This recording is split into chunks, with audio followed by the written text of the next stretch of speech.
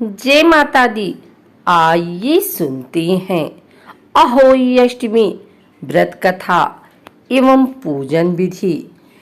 प्राचीन काल में एक साहूकार था जिसके 7 बेटे और 7 बहुएं थी। इस साहूकार की एक बेटी भी थी जो दीपावली में ससुराल से मायके आई थी। दीपावली पर घर को लीपने के लिए 7 बहुएं मिट्टी लाने जंगल में गए तो ननद भी उनके साथ चली गई। साहूकार की बेटी जहां मिट्टी काट रही थी उसी स्थान पर शाही अपने 7 बेटों के रहती थी। मिट्टी काटते हुए गलती से साहूकार की बेटी की खुरपी के चोट से स्याहू का एक बच्चा मर गया। इस पर क्रोधित होकर स्याहू बोली, मैं तुम्हारी कोख बांधूंगी। स्याहू के वचन सुनकर साहूकार की बेटी अपने 7 भाभियों से एक एक कर विनती करती है कि वह उसके बदले अपनी कोख बंधवा ले। सबसे छोटी भाभी ननद के बदले अपने कोख बंधवाने के लिए तैयार हो जाती है। इसके बाद छोटी भाभी के जो भी बच्चे होते हैं वो 7 दिन बाद मर जाते हैं।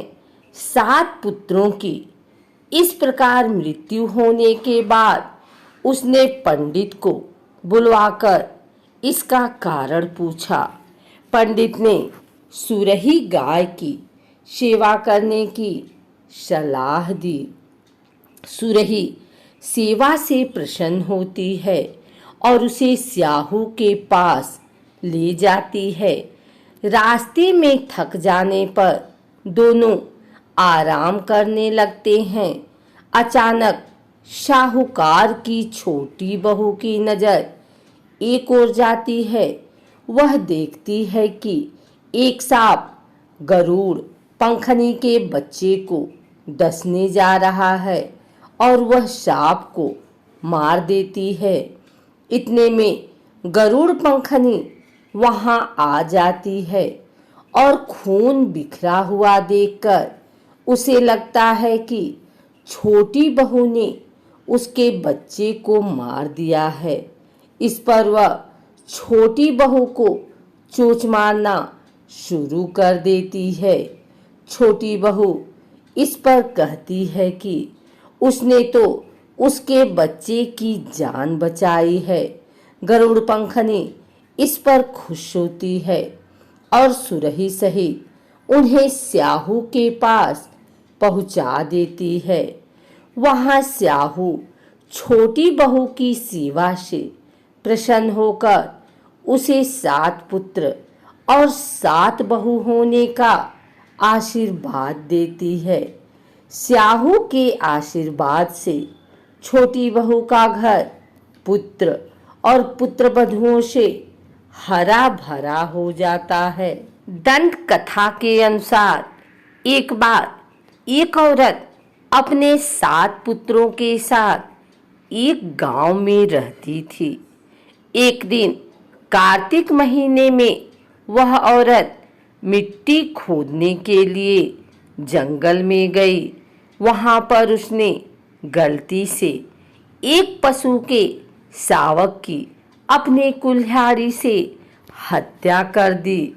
उस घटना के बाद उस औरत के 7 पुत्र एक के बाद एक मृत्यु को प्राप्त हो गए। इस घटना से दुखी होकर उस औरत ने अपनी कहानी गांव की हर एक औरत को सुनाई। एक बड़ी औरत ने उस औरत को यह सुझाव दिया कि वह माता अहोई अष्टमी की आराधना करे। पशु के शावक की सोते हुए हत्या के पश्चाताप के लिए उस औरत ने शावक का चित्र बनाया और माता अहोई अष्टमी के चित्र के साथ रखकर उनकी पूजा करने लगी। उस औरत ने 7 वर्षों तक अहोई अष्टमी का व्रत रखा और आखिर में उसके 7 पुत्र फिर से जीवित हो गए। अहोई अष्टमी व्रत का महत्व जान लेने के बाद अब जाने यह व्रत किस प्रकार किया जाता है।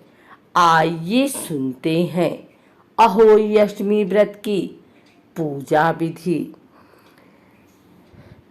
अहोई अष्टमी के दिन प्रातःकाल सूर्योदय से पहले सुबह जल्दी उठकर स्नान करने के बाद कुछ फल इत्यादि खाते हैं। मंदिर जाना अथवा घर के मंदिर में पूजा की जाती है। पूरे दिन निर्जल व्रत रखना भी प्रचलित है। शाम के समय बच्चों के साथ बैठकर अहोई अष्टमी माता की पूजा करते हैं।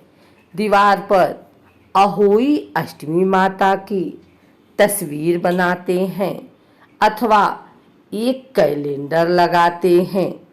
शाम को तारा निकलते ही उसको जल व खाना अर्पण करके ही व्रत को खोलते हैं। अहोई अष्टमी पूजा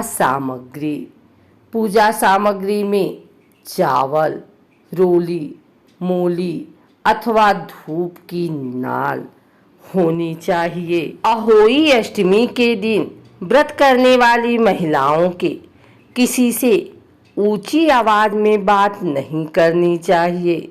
संतान को इस दिन भला बुरा नहीं कहना चाहिए। इस दिन अहोई माता की कथा सुनते वक्त हाथ में कम से कम 7 अनाज जरूर लेना चाहिए। अहोई अष्टमी की पूजा में सभी माताओं को अपने बच्चों को भी साथ में बैठाना चाहिए। अर्घ देने से बच्चों का हल्दी से तिलक करके उन्हें प्रसाद जरूर खिलाना चाहिए। पुरानी मान्यताओं के अनुसार अहोई पूजन के लिए शाम के समय घर की उत्तर दिशा की दीवार पर गेरू या पीली मिट्टी से 8 कोष्ठक की एक पुतली बनाई जाती है। उसी के पास शेर तथा उसके बच्चों की आकृति बनाई जाती है और विधि पूर्वक स्नान तिलक आदि के बाद खाने का भोग लगाया जाता है। समृद्ध परिवार इस दिन चांदी की अहोई बनवाकर भी पूजन करते हैं। इसी के साथ कुछ जगह चांदी की अहोई में 2 मोती डालकर विशेष पूजा करने का विधान है। हिंदू पंचांग के अनुसार 17 अक्टूबर को सुबह 9:29 से कार्तिक कृष्ण अष्टमी का आरंभ हो रहा है। अष्टमी तिथि का समापन 18 अक्टूबर को सुबह 11:57 पर होगा। इसलिए उदया तिथि की मान्यता के अनुसार यह व्रत 17 अक्टूबर को रखा जाना सर्वमान्य है।